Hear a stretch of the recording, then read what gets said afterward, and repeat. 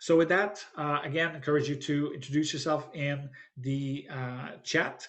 And again, my name, for those, I'll start, I guess, by introducing myself, Nicholas Hewitt, Strategy Director at Complete College America. And it's my pleasure to welcome you to today's webinar on adult learner engagement with two of my colleagues from the Graduate Network, Bridget Strickler and Kathy Zandona.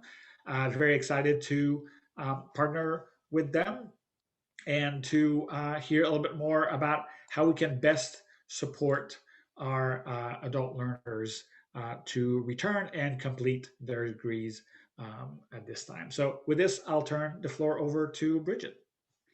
Hi, everybody, and thank you, Nicholas and CCA, for inviting the Graduate Network to participate on CCA Live. This is very exciting.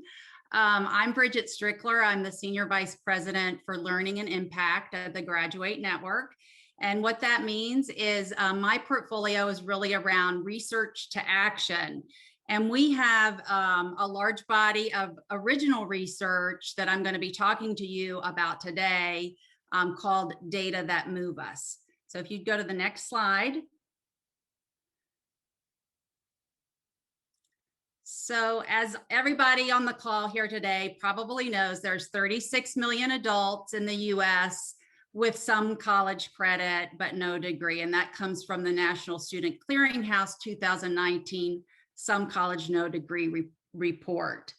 And we at the Graduate Network honor these determined individuals who are intent on completing their degrees by designating them as comebackers. The Graduate Network coined this term to underscore their potential and their tenacity in college this time around. And comebackers are our heroes. As you'll be hearing more about that from me as I advance through the slides. Don't go yet though, Nicholas. So we believe, our vision is really that every adult who aspires to earn a college degree has access to the resources and the supports that they require to start and complete.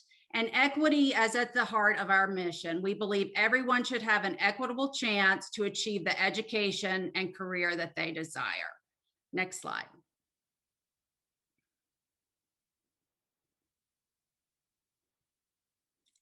And this is a map of where we do our work, and you'll hear more about specific bodies of work that we are doing in states and communities from my colleague Kathy Zandona a little later in the presentation.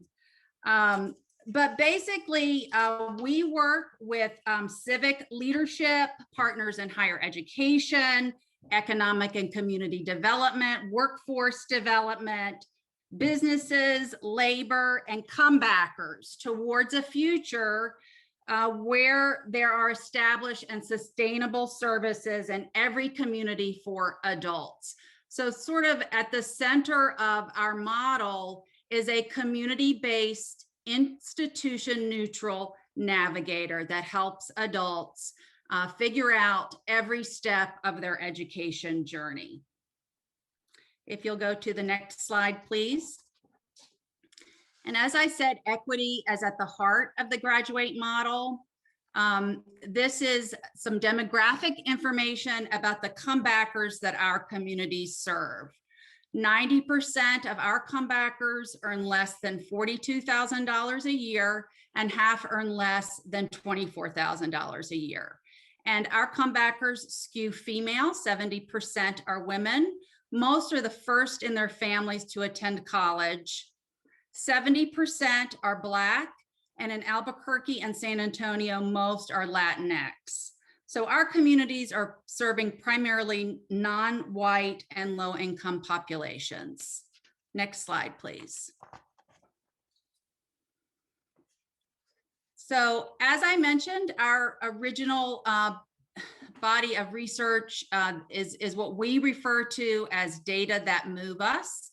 And we annually produce reports that are mined from across about a dozen communities who are using the same methodology and tracking mechanism to document their interactions with comebackers.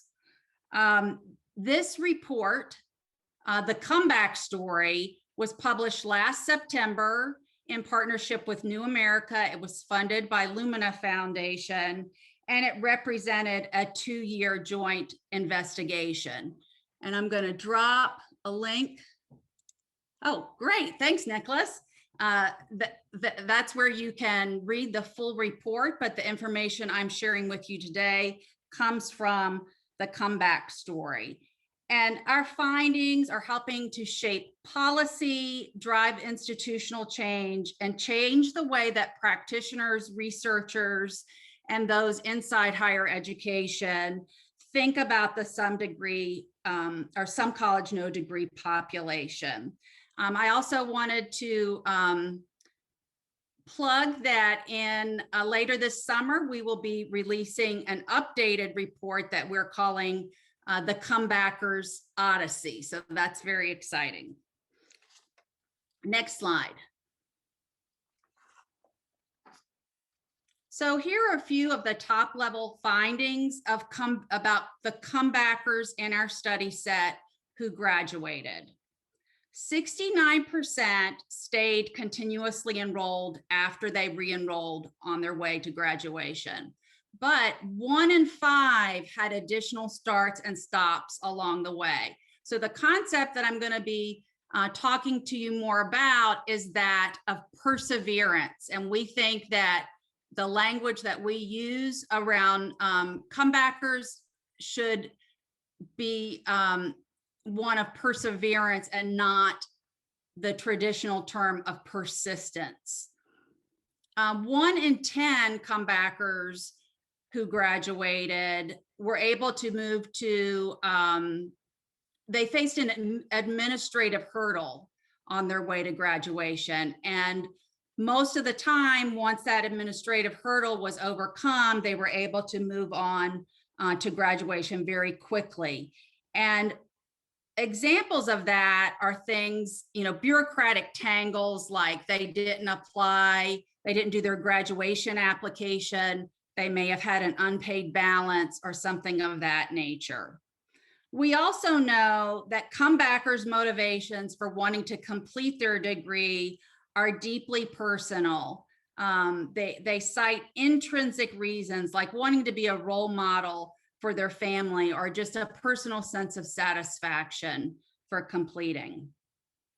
And interestingly, even more than family, the top factor cited by comebackers for their ability to complete their degree was that they had a supportive faculty member or key staff person in the institution that encouraged them to complete when the going got rough. And that was 88% of respondents to our survey cited this supportive institutional faculty and staff. Next slide, please.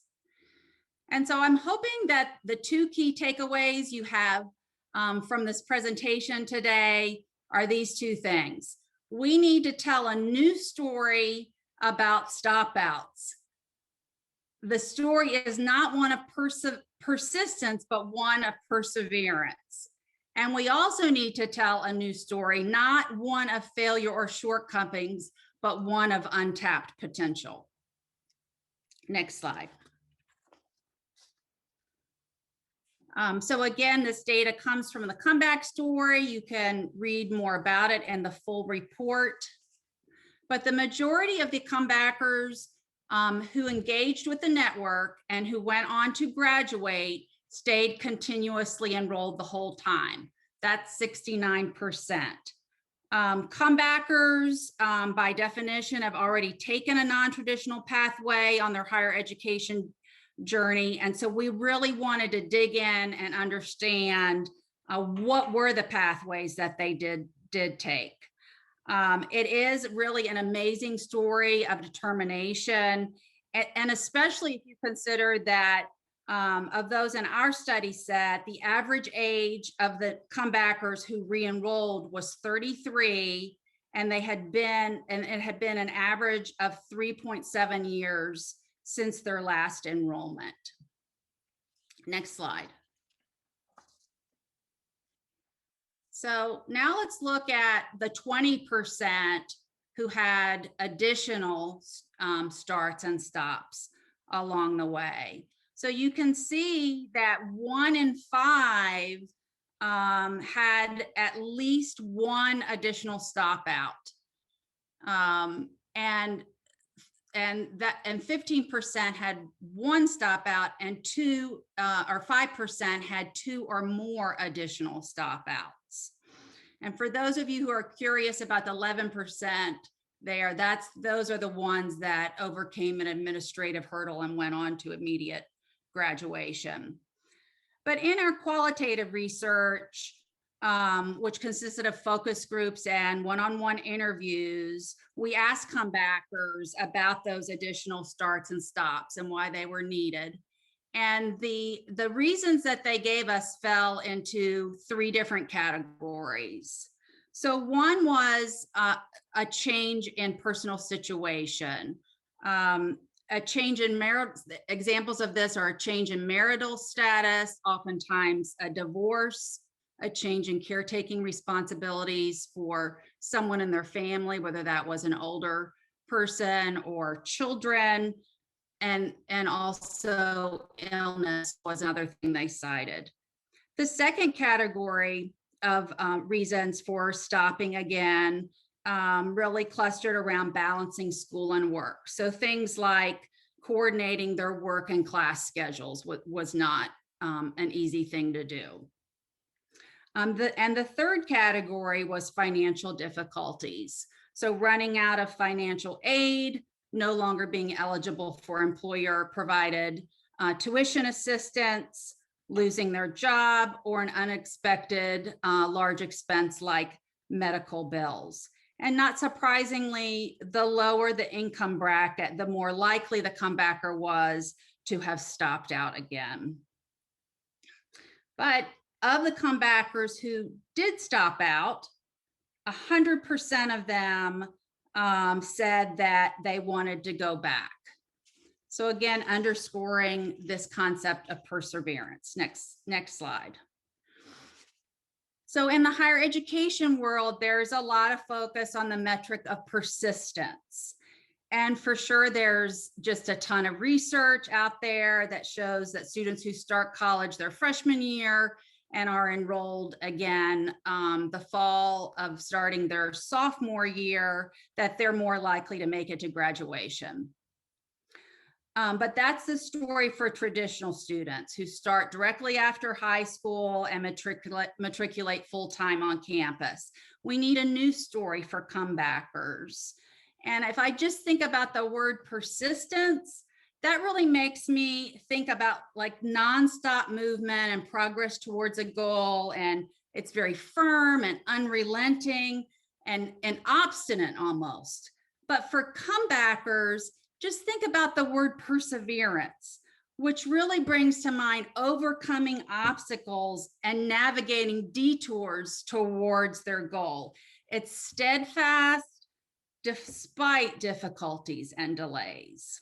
So again, I encourage you to read in our comeback story these amazing stories, and it's filled with comebacker quotes that animate this idea of perseverance. Next slide. So now I want to move to the concept of untapped potential. So if you look at the bars, the thin set of bars on the left are representing the universe of the some college no degree population. And the thicker bars on the right are representing our study set, or the comebackers that we work with. So there's a whole pipeline of comebackers who the National Student Clearinghouse has dubbed potential completers, meaning that they've completed 2 years or more of academic progress during their first try at school. And so if you look at the comebackers who are coming through the door of the Graduate Network communities, close to half, or 44%, were potential completers. So you can see that's a larger proportion of those potential completers that our communities are working with. So this is a huge untapped potential of students. Next slide, please.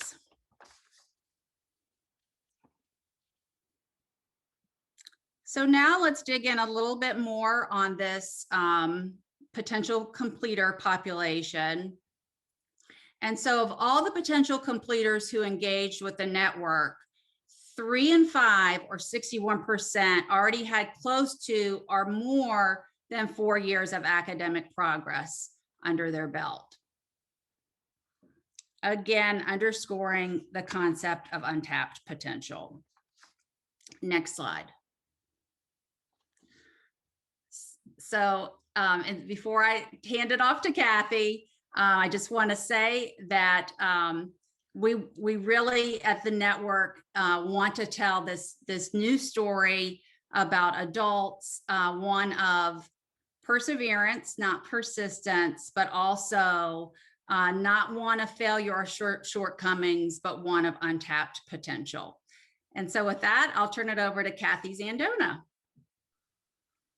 Great. Thank you so much, Bridget. That was an excellent presentation. And it's so interesting that we've just given you a lot of data and information about what we know about those comebackers who enroll and how they get through school. And now I'm going to talk to you about how can we get them into the door of that institution in their community so that they can fulfill their dreams and get that degree or that program. So a little reminding you that we've got 36 million individuals out there that we can have an opportunity to change their lives. And I think that's what all of us, I'm sure everybody on this call, are really out there to do, is to really help support adults returning. So one of the programs, as Bridget mentioned, that I was going to talk to you about is the Graduate Network Ambassador Program. And next slide. So what is the Ambassador Program and what do they do? I'm sure many of you can think of the term ambassador and think, well, maybe there's spokespeople in their community going out and talking, and you'll be absolutely right about that. Next slide. This is one of those progression slides, so bear with me.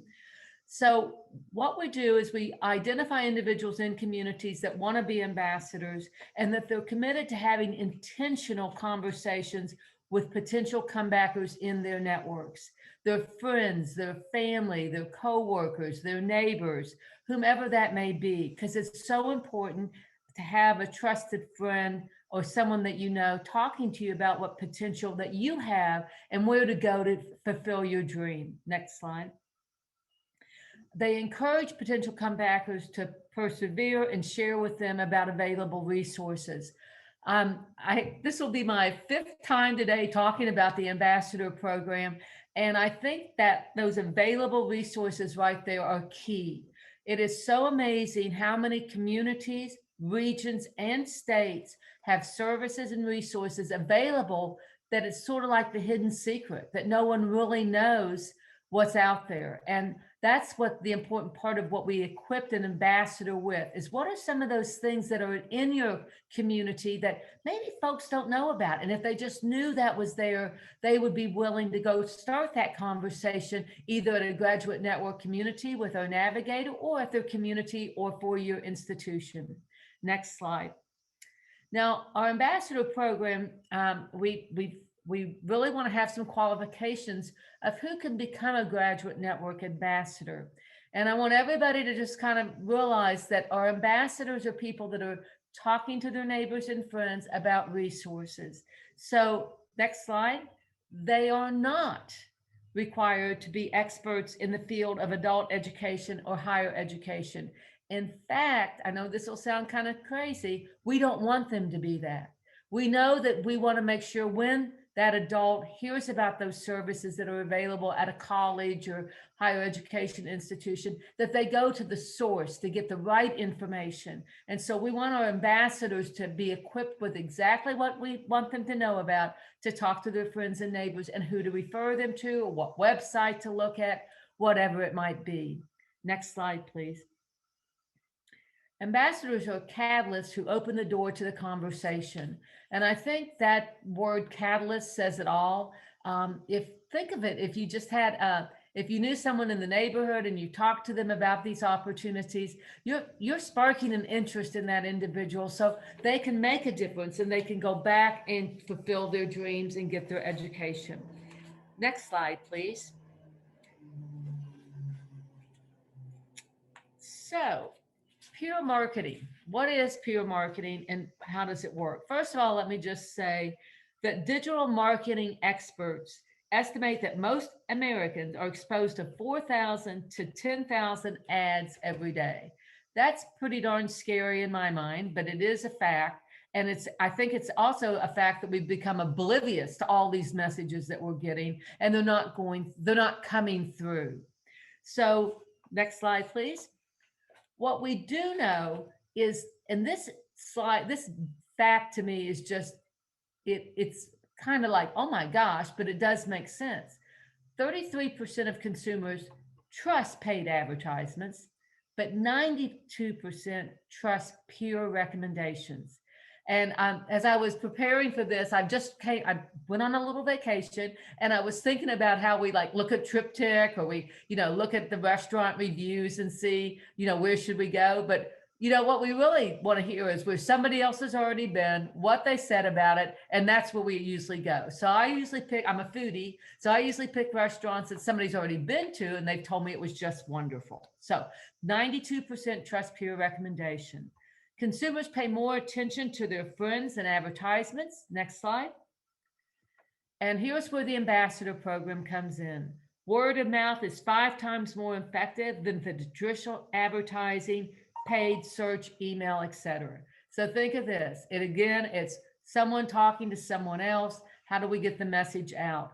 And it really is that trusted friend, that trusted person that you in a club with, you go to church with, whatever it might be. And then the final bullet from the Association of National Advertiser is word of mouth is the most impactful and trusted marketing. So again, the importance of our ambassador program and what our ambassador program does in communities. So next slide, please. Next slide is going to take us back to the ambassador ripple effect. So in Kentucky, we worked with the AARP group and we trained some of their ambassadors. In fact, we trained 5, and next slide. So, 8 ambassadors. Let's see if I can get my slides straight. My apologies. 8 ambassadors, and those 8 ambassadors had conversations with around 500 potential comebackers.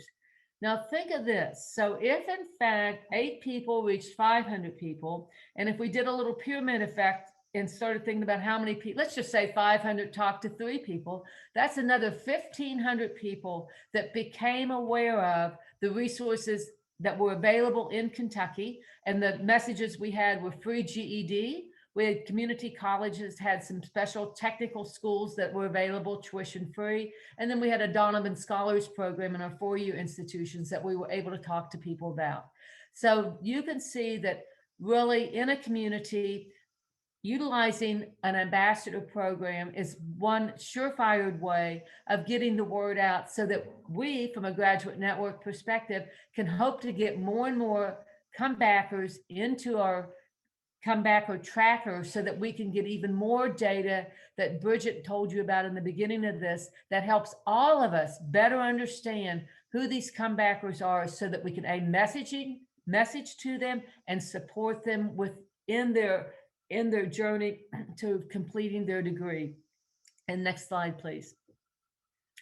So I'll stop there and just, I brought the map back up again to just kind of maybe talk a little bit about the work that we do. And I don't think we have any questions at this time. So, and the map is color-coded in some different ways to talk about where we actually have graduate network communities, where an organization has come together to create a vision and a mission on the adults they want to reach. Those are the green ones. The blues are the states that we're working in. And the purple ones are going to be the states and the higher education institutions that we work with. So in Michigan, for example, we're working with LEO. I'm going to do this really, Labor and Economic Opportunity who began and is managing the Michigan Reconnect program, which we have been partnering with that staff and trained their navigators. And I'm proud to say that when Michigan Reconnect launched on February the 2nd, from February the 2nd to, I think my data goes through yesterday, over 70,000 individuals in Michigan who were eligible have applied for and will have the opportunity to attend community college tuition free. This is how we're going to make a difference in economic prosperity for individuals and for adults. And I think we can take the PowerPoint off now. Thank you. Thank you for this, Kathy. That's really cool. And by the way, full disclosure, before I ask you a quick question about one of those states that were highlighted in blue, my colleague and I met with representative from with Hazard, Madisonville, and Jefferson community colleges in Kentucky, and they participated in the ambassador program. And like I asked them, like, so what do you think? How'd it go? And they loved it. I think they really appreciated the resources that they received, the connection, I guess they just felt, I think, better prepared to reach out to their network, as you said, and really talk about the value of higher education, and then bring them to the resource, like you said. And I really appreciate the aspect that you mentioned, that they don't need to be the expert. And I think that I think that when I was at an institution, that's one thing that I was always a little bit worried about training other people, is like, but they need to know everything. In this case, no, they don't. Just make sure that you talk to them and then bring them back to the college, and the colleges will talk about the resources that they have. And go ahead, Kathy. Well, one of the things that we in Hazard Community College, so that's in Kentucky. Yes, it's in rural Kentucky. So let's just put the demographics around it. They were able to, through their college president was so excited about the program that they actually used part of their staff training for the beginning of the school year to train their faculty and staff on what they were doing at their own community college. So think of this. So now we've got everybody knowing, wow, we're doing this, and I work here. Now I know what's happening in our community. It was really powerful. And actually Hazard took a step farther and went ahead and started a debt forgiveness program. And that was another, again, it's so important how we need these ambassadors to get this message out, because it wasn't known. And, that's one of the big reasons why many individuals who have stopped out don't return, because of the prior debt that they have. Bridget, and Bridget mentioned the academic hurdles and the obviously the other responsibilities that they have. And I think that's why I like so Hazard with the loan forgiveness, and Madisonville had their Accelerate program that really, again, to me, work around the schedules and makes it much more flexible, and smart schedules to help the students. And the same with, the Jefferson had their Work Ready scholarship. So again, connecting. It's like, you're not just coming back to get a degree because it's a checkbox, I've got my degree, making sure that we're connecting them with, so what can you do with that degree? And I think that really helps. I think it resonates a lot more and makes the purpose of a degree much more concrete, that I'm not just going back to school because I have to go back to school. I want to go back to school because, better job opportunities, growth, social mobility, and all of that stuff that's so important. Or it can be personal growth as well. But all of these play, obviously, with this. And one thing that I appreciate with these three institutions, and exactly kind of what Bridget mentioned earlier, is that before we reach out to these adults, we need to make sure that we are ready to welcome them back. Because if it's there's some reasons why they left in the first place, it could be. So if you're not addressing those reasons, then we're just repeating the same mistake over and over again. So I think so I really appreciate that. And like I said, when they said they were really happy with the ambassador program, I was like, well, good. I need to tell them that.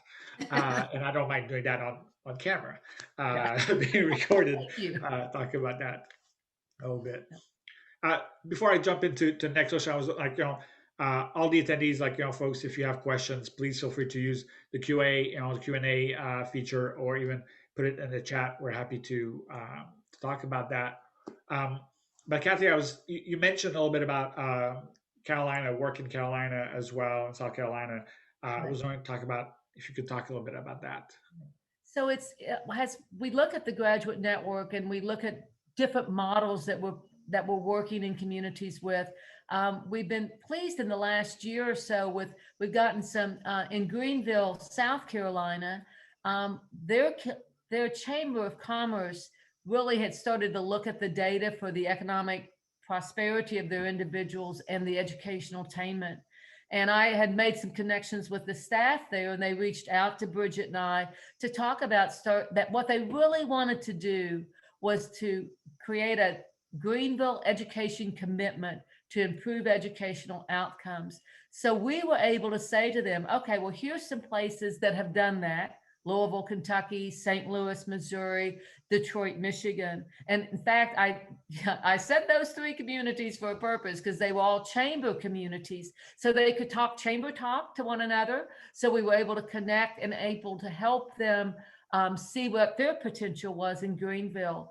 And they have now joined the graduate network. So they'll now be interrelated into all of our professional learning communities that we have. And they'll be able to learn from others in the graduate network community in order to proceed with their work.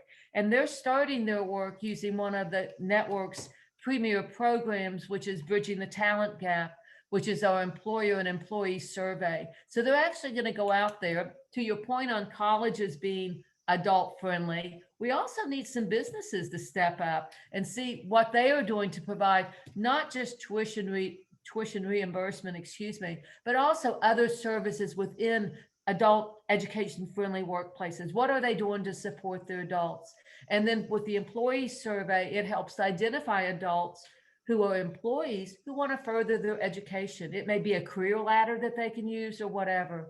So they're going to launch that in July, and we're just really excited about that. We've now done Bridging the Talent Gap in over 30 communities across the country. And we are, now that COVID, what we're post almost, we're beginning to see the survey world pick up again. We are very flexible as a network. We've put everything pretty much paused it so that everybody could, move through how they dealt with the pandemic in their community. So that's pretty exciting. We're also working in Spartanburg. They have a Cradle to Career community there, one of the Strive communities, and they have identified they need to support adults going back to school too. So that's just some of the startup work that we do. We're really excited about it. So that was just why I brought those up. Thank you. No, I love the connection with the employers. I think that again, it's where are those comebackers? Mm-hmm. Well, a lot of them are at work. So how do we make sure that we partner with the employers? And I think to me that something that really excites me with the connection with the employers is that also by connecting with the employers, you kind of know, like, well, what do you want? What are you looking for in a worker? So that you can basically, so I think that what you're doing with the survey and also is connecting and sharing those learnings with the institutions, so that the institutions are able to, again, communicate with the comebackers, like, well, these are the skills that the employers are asking, and these are the skills that my program or our programs are able to provide you. So you're going to be able to actually, you're much more marketable, not just because of a degree, but the skills and the competencies that you've learned coming back and mastering in our program. So I'm really excited about that aspect of it. Yeah.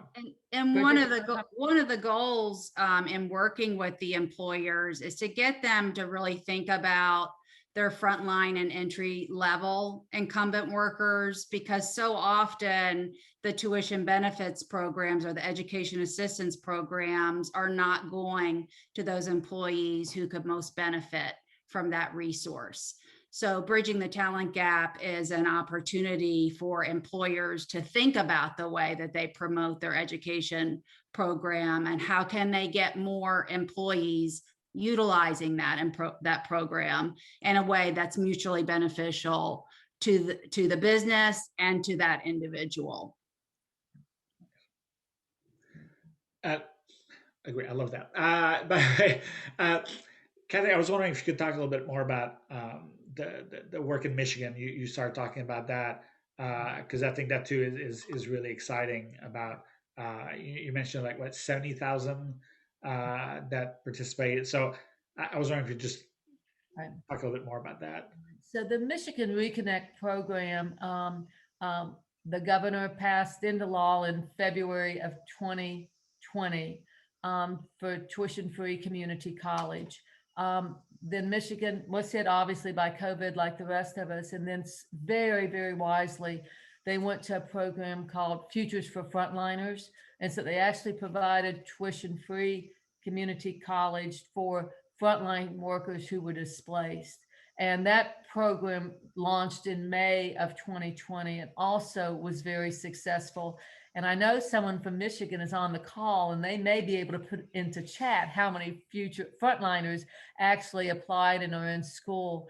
But when they launched in February, the community college for adults, I believe 25 years of age and older, who did not have an associate's degree or bachelor's, the floodgates opened. And, you know, over 70,000 adults are in a pipeline to return to school. What Michigan did that we partnered with them on was they so rightly provided and recruited a total of 10 individuals that are navigators that were trained in, on not just graduate network advising methodology, but again, more as important, on the resources available for adults in the state of Michigan from all sorts of different organizations. And that to me is so powerful that they literally recognize the importance of the need for wraparound services. And those wraparound services are going to even be as important as the navigation to help adults make the move and get back into school. And I think we just saw in the chat the answer to my question, right? So Brandy, thank you very much. 100,000 plus applied, 15,000. Very good. Everybody can read that. So this is wonderful. It is, I mean, we really do talk about Michigan a lot, just as we talk about Tennessee a lot, because Tennessee really started this. I think they started the movement. I don't know if I'm correct or not, but Drive to 55, which was the governor's initiative back in 2010 to get 55% of the Tennessee population with 2-year, 4-year high quality credential by 2025, was pretty darn powerful. Tennessee used the graduate network model to create the Tennessee Reconnect communities. And then once again, in 2019, the governor put into play tuition free. And I keep needing to say that word tuition first, because that's what it is. It's tuition free community college. And they then brought in their navigators into the system so that they could manage and be able to report on and know at any moment how many people were in the pipeline and were getting this going directly to the community college and or through the navigation process. There are 12 navigators in Tennessee today, about 2 years later, manage a caseload of about 800 individuals who are in different places in the inquiry to inactive to pre-enrollment, enrollment to graduation. So we know the navigation system, both Tennessee and Michigan, is key to an adult success. So two things we heard, we know that we got to get the word out, and we know we need to have that trusted friend or that individual that they can count on to give them the information they need. Again, the navigators in both places are not taking the place of a community college or a college financial aid representative or any of that. They're there to lead and navigate the adult to the right location. Yeah, I think that the responsibility of, obviously trying to get them back into it, and I think that again, then it becomes the institution's role to reconnect. And I think to Bridget's point about like how many, some of them have multiple stop outs. I think this is where the relationship from a coach, an advisor, a faculty member at the institution can, again, like if there's a stop out, like continue the conversation is like, and encourage them to come back if like, when there's something. Or again, to me, it's all about like it's communication and relationships. And I think that I love the, the perseverance much more than persistence, because and I think when you said the comebacker odyssey, I think that I'm an English major, so I think that the Odyssey, I'm thinking of like how long did it take, Odysseus to come back finally to port and to reach back home. I get to see that a lot of students, adult students, are going through that, and they need the help, they need the support and the communication from the institutions and their network to encourage them. I think the other thing that Bridget brought up in the slides was that slide on untapped potential. Yeah, absolutely. I would just say if we could all start thinking in those terms, that it's an untapped potential, what a difference we can make in the conversations that we have with individuals who need that encouragement and that nudge. They are untapped potentials. Absolutely, and I love the term, because again, it is not a deficit language. It's really looking as like, who are our potential students, and we know they can do wonders with this. So with this, again, I'd like to thank you both again for your time and your expertise and the knowledge that you're able to share. Like I said, the PowerPoint presentation as well the recording will be on our website later tonight or tomorrow at the latest. Please feel free to continue to connect either through our website, Twitter, LinkedIn. This is my email address. If you have any questions, I'm happy to do the go-between. Also, strongly encourage you to register if you have not already for our next CCA Live, which is on credit for competency. It happens in 2 weeks from now. And again, credit for competency, also another potential hurdle that institutions need to address to bring the comebackers and make sure that they're able to progress towards their degree all the way to completion. So with this, again, thank you, Kathy. Thank you, Bridget. Much appreciated. And I'll see you guys soon. Thank you very much. Bye-bye. Thank you. Bye-bye. Bye-bye.